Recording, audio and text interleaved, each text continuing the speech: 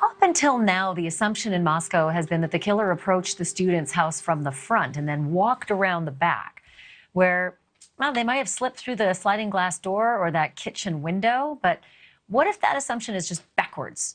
What if the killer actually approached the house from the backyard? That is effectively a hill and a wooded area that would provide a heck of a lot of cover even in the broad daylight. And if the killer then escaped the same way out, well, they could have easily slipped through those trees and climbed their way back up onto a street called Walenta Drive, where a getaway car could easily have been waiting. So I asked Brian Entin to test out the theory, and he's back with me now live. A lot of times it's been hard for people to get that view because, you know, it's the crime scene tape. You can't just wander around. But you have had a chance to get a really good look at this, haven't you? Yeah, and it's hard to get back there. There's an apartment complex. Honestly, the apartment manager has been, you know, not in the best of moods with everybody around, but we kind of became friendly with her, and we've been able to go back there. And it's not as wooded as you think. I mean, you've seen the aerial pictures, and it's not as steep as you would think. We were able to get back there and see if you could actually get up to that other neighborhood and road. And we're going to show you that in a couple of minutes, Ashleigh. Okay, good. Don't go anywhere. I have to fit in this quick break, Brian, but when we come back, we're going to show you Brian's attempt to make it up from the back of the house, up the hill, through the trees, to where a car could possibly have been waiting. Could that have been the hidden route for the killer to get away without a trace? Brian's going to put the theory to a test and show you just how easy it actually was to make that clean getaway. That's next.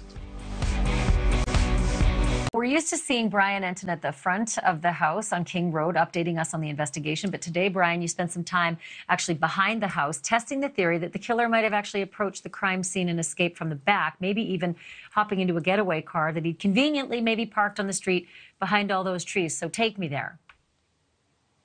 Yeah, Ashleigh, there are ways to get away from the back of the house, which we learned today. Take a look. We went up earlier today in the daylight so you could get a better view. Okay, so we are at the back of the house where the murders happened. This is the house right here. You can see the police line is still up. I've shown you this parking lot before. There's this big parking lot right behind because there's an apartment building right over there. But we wanted to show you what's even further back behind the house. So follow me. You walk to the back of the parking lot over here, to the very back corner. And there's this trail right here. And you can tell that other people have walked on it before because the snow is packed down and there's footprints. So possibly students walking up to the neighborhood up above. You come around the trail here. It sort of loops around right by the backyard. Through the trees right here. To this fence line. And basically the little trail continues to loop around. I don't want to go in the backyard of the people who live back here, but we'll show you what's on the other side. Okay, so we're up on the road back behind the house. This house behind me, that path that I showed you, that path connects to the backyard of this house. And there's really a whole other neighborhood up here. We're gonna show you.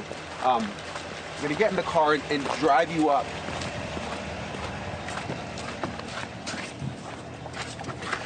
And just show you what's up here, because it's interesting. You know, you've got the neighborhood down below where the apartments are, the college students. But up here, if you came up that path, you could have parked up here somewhere. Pan this way and show you. When you come around this corner, there's an intersection here. That's a dead-end street that way. This way is not a dead-end street. This is Ridge Road. So Walenta Drive we were on, this is Ridge Road. You see there's a whole other neighborhood up here. A ton of houses. And that area down below connects to this whole area up here. So you saw, Ashleigh, go up that path. It connects to that other yard that I showed you. And then you've got a whole nother area up there. A lot of places you could park and a lot of ways to get out. I have two questions for you. One is, how quickly could you have made it from, say, the back kitchen sliding glass door, out through the backyard, and through sort of those woods and the trail up to Walenta Road, where you were just driving? Will was with me. What would you say? A minute? Maybe a minute, but there's also snow. A minute. There's also snow. Maybe a minute. 45 seconds to a minute if you were really going fast, I would say. Well, there's snow now, but there wasn't so much snow back then, right? It was pretty good footing at that point as well. Then the other question, it looked to me, and I've only got 10 seconds here, but it looked like it was a perfect place to park a car. Dark, no ring cameras anywhere. Nobody would notice anything if a car was parked up there for a killer to go down and do what he needed to do.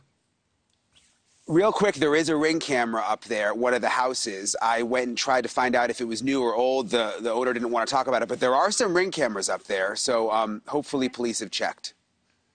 Well, certainly that dark, in the dark, that looked like it was pretty remote. It was a treed area that, would have been easy to be driving around without anybody seeing you park and take your leave.